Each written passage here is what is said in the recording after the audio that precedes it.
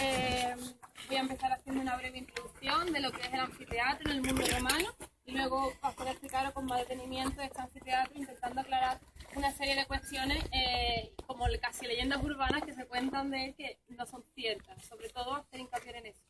Bueno, los anfiteatros, a diferencia de los teatros, son edificios exclusivamente romanos que carecen de un antecesor griego. Estos tienen su origen en el mundo etrusco, pero es un modelo de edificio y unos tipos de espectáculos los que acoge, que se difunden sobre todo a partir de época Flavia, con la creación del anfiteatro Flavio, el Coliseo de Roma, que todo el mundo conoceréis. Estuvo de moda hasta el siglo IV, a partir del cual entró en declive por la difusión del cristianismo, ¿no? Y de una serie de valores que se contraponen a estos espectáculos de sangre, aunque lo cierto es que en algunos lugares llegó hasta un momento más tardío. Referente a los tipos de juegos que aquí podemos encontrar, son sobre todo espectáculos de sangre. Destacamos los ludi gladiatori, que como todos conocéis, las famosas luchas de gladiadores. Estos tienen su origen en el mundo etrusco, se remontan a esa vinculación antigua, ¿no? de ritual funerario, de ser juegos en honores a difuntos. Y encontramos otro tipo de juegos que son las venaciones, que son las cacerías de fieras, o también luchas entre ellas. Estas eran importadas desde Asia y desde África y para su realización se requería de una especie de escenarios móviles que ambientaban el entorno como simulando grutas, zonas de bosque, de montaña, etc. Otro tipo de espectáculo que se realizan son las damnatio ad bestias. Estas son claramente cuando a un condenado a muerte se le sacrifica sometiéndolo a la lucha directa con las bestias salvajes sin armas para defenderse. Por lo que os podéis imaginar el impresionante que debería ser aquello, ¿no? Ver cómo se comen a una persona. Y bueno, luego hay otro tipo de espectáculos que también se suele vincular mucho a los anfiteatros, sobre todo por la tradición oral, que son las naumaquias. En algunas circunstancias se dieron en Roma, pero no en Itálica, y esto es importante de aclarar. Las naumaquias son representaciones de batallas navales, aunque también había muertes, ¿no? Y había verdaderas luchas. Y dicho esto, ¿quiénes son los que organizan los juegos? Pues tanto en el teatro como en el circo como en los anfiteatros, los juegos son suponen actos de evergetismo. ¿Sabéis lo que es el evergetismo? Bueno, el evergetismo es un sistema mediante el cual la aristocracia romana y las personas más importantes, incluido el emperador, demostraban su poder e intentaban ganarse el favor del pueblo mediante actos como es el pagar, ¿no? Y la realización de juegos, o incluso la construcción de edificios, o la decoración escultórica de estos edificios.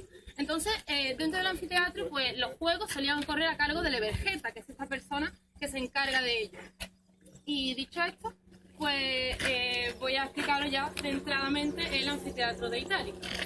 Maite, voy a introducir una aclaración sobre el evergetismo. Hay una práctica en el mundo actual que se parece mucho a lo que es el evergetismo, que es la cabalgata de Reyes Magos.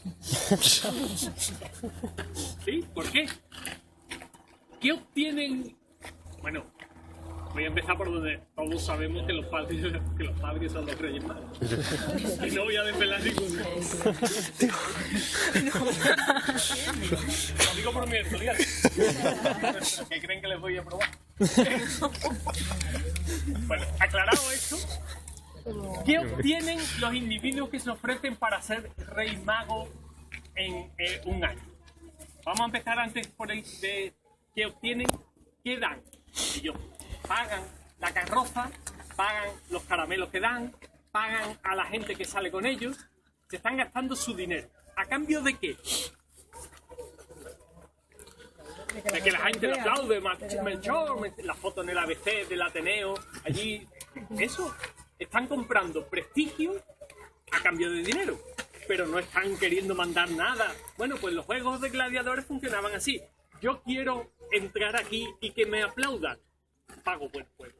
Y toda la gente, qué bueno, este tío ha sido el que mejor gladiador, mejores cristianos ha traído. Qué bien han muerto los cristianos, ¿no? Bueno, pues eso se consigue prestigio a cambio de esto. A nosotros nos parece que son prácticas muy extrañas, pero como veis, incluso en la cabalgata de Reyes Magos está presente. Pues el mundo antiguo funcionaba así, por una cosa muy sencilla, porque no hay, o casi no hay, impuestos y gasto público. cuando hemos estado diciendo esto lo hace el emperador, esto no lo hace Montoro del emperador, es decir, el ministro de Hacienda que gasta su dinero, es el emperador de su propio dinero que lo hace. ¿Para qué? Para que le aplaudan. Si os dais cuenta, la diferencia entre el presente y el pasado es que antes lo hacían con dinero privado y ahora lo hacen con dinero público. Pero el objetivo sigue siendo cortar la cinta y que le aplaudan. Bueno, eso es el evergetismo. Entonces, cuando pensemos esto, tenemos que pensar todo. El edificio, las fiestas. Yo quiero ser alcalde. Ahora estamos en campaña. Ahora la campaña es decir cosas. Antes la campaña era dar cosas. Yo quiero ser alcalde. Pues voy a empezar a regalar banquetes, sacrificios, juegos. ¿Quién es el mejor? Yo. ¿A quién vaya a votar? A mí. Después cuando ganaban cortaban el grifo, ¿no? Pero en campaña electoral por lo menos daban. Bueno, pues referente a este anfiteatro, fue construido entre el 117 y el 138 en la época del emperador Adriano, coincidiendo con ese programa de ampliación de la ciudad, de cerrando por la zona norte lo que viene siendo la Nova Urs, que es lo que vais a ver luego, y se encuentra próximo a la muralla, es extramuros.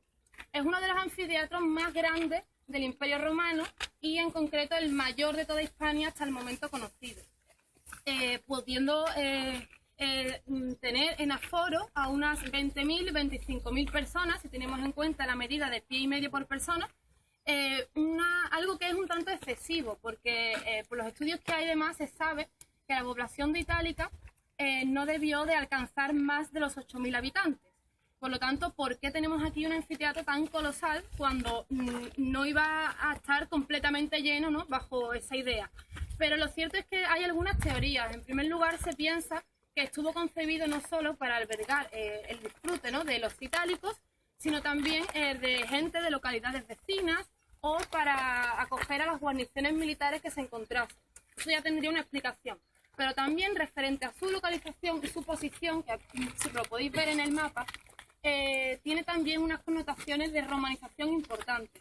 Pues cualquiera que accediese a la Nova Urs desde la puerta norte se encontraría con la imagen más monumental de la ciudad, además de demostrarnos, ¿no?, el grado, por así decirlo, de romanización de esa ciudad, algo que es muy importante dentro del mundo antiguo. Bueno, pues dicho esto, voy a explicar un poco, hacer un análisis arquitectónico del edificio. El edificio cuenta con tres partes principales. Está la arena, que es el escenario donde se realizan los juegos gladiatorios. Tiene dos accesos principales, que es la Portas Triumphalis, por la que acabamos de pasar, y la Portas Libitinensis, que es, bueno, el destino final de los caídos en el encuentro. Evidentemente no salían a pie. Y luego esta arena, ¿no?, se encuentra limitada por el alto muro del podio en todo su perímetro, bueno, excepto las puertas, ¿no?, y los vanos que encontramos. El alto muro del podio es este muro que veis aquí de ladrillo, que se sabe que en su origen estaba revestido de mármol por las huellas que se han quedado. Se conoce que remataba con una reja como medida de protección y que tiene puertas que da acceso a estancias y galerías bajo la cavia, que es la tercera parte, que es todo el graderío. La cavia cuenta con tres partes principales, que son la inmacavia, la media cavia y la submacavia.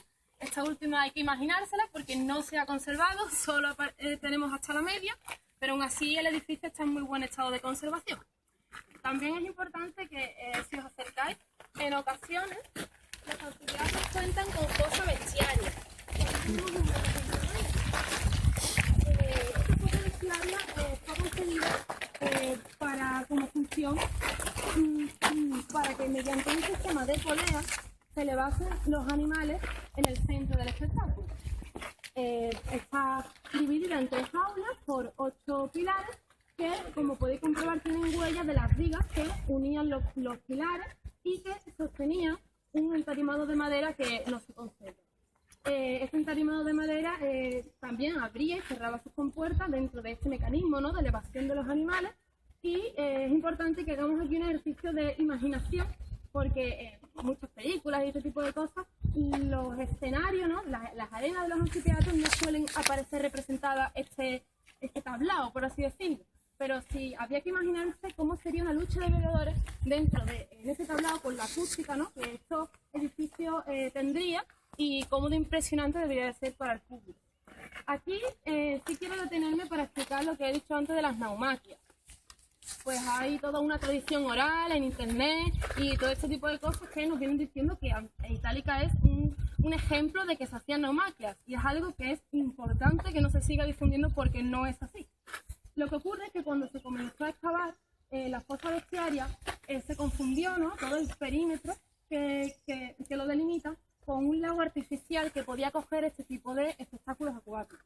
Pero conforme se fue excavando, se dieron cuenta de que es una fosa bestiaria y no un lago artificial.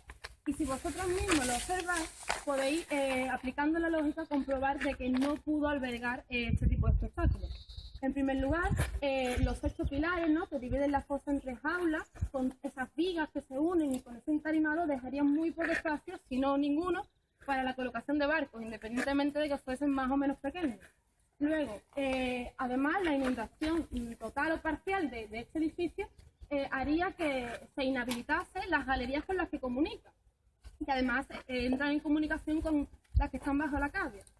Por otro lado, el canal, que es esta línea que veis ahí de loseta, del centro de oeste a este, es un canal para evacuar el agua de un arroyo, pero no tiene la utilidad de inundar el edificio. Y lo que es también importante, este habitáculo no cuenta con impermeabilización, es decir, con restos de pavimentos de cignino, de opus signinum, en los paramentos ni en los pavimentos. El opus signinum se utiliza para revestir todos aquellos habitáculos con fines acuáticos, como serían las termas, en los canales, las piscinas romanas, pero este edificio no lo tiene, por lo tanto está descartado que se hagan aquí naumaquias. Y bueno, dicho esto, pues ahora quiero que miréis un poco lo que son las gradas, para explicaros que el anfiteatro no solamente se realizan juegos, espectáculos y demás, sino que podemos ver cómo está organizada la sociedad dentro del mundo romano. No solamente en concreto la ciudad itálica, pero es un reflejo del mundo romano. Pues, como he comentado antes, el evergetismo, ¿no?, hacía que los espectáculos fuesen gratuitos, ¿no?, en su mayoría. Entonces aquí acudía una verdadera muchedumbre y viene a pasar lo mismo que sucede en los actuales campos de fútbol y este tipo de cosas. Discusiones, peleas, gritos, no se enteraban bien. Entonces, desde época republicana fue necesario establecer como un orden para colocar a las personas en diferentes lugares. Y este orden tendió a apelar al orden jerárquico. No fue hasta época de Augusto en la que este ordenamiento, ¿no?, de situar a las personas jerárquicamente en las gradas no se terminó de definir. Y bueno, es aplicable a este anfiteatro porque desde Augusto hasta época de Adriano no hubo mucha diferencia realmente. Entonces encontramos que tras el alto muro del podio se sitúa una primera fila de asientos vinculada a la colocación de las personas más importantes de la aristocracia romana, senadores, familias patricias, y en una de las cornisas del alto muro del podio incluso se encuentra grabado el nombre de una familia patricia, Marcos Fabius Senecius, que pagaban sus asientos. Entonces, tras estos, en la misma cavia se situaban los equites, luego en la media cavia, que es el último cuerpo conservado que veis, se situaban la plebe, generalmente eran todos hombres, porque las mujeres se situaban en la summa cavia junto con sus hijos. Aunque si estas mujeres eran de familia importante, a veces se le concedían que se situasen con sus maridos en las primeras filas. Y luego, arriba del todo, también encontramos a los esclavos y a los hombres libres.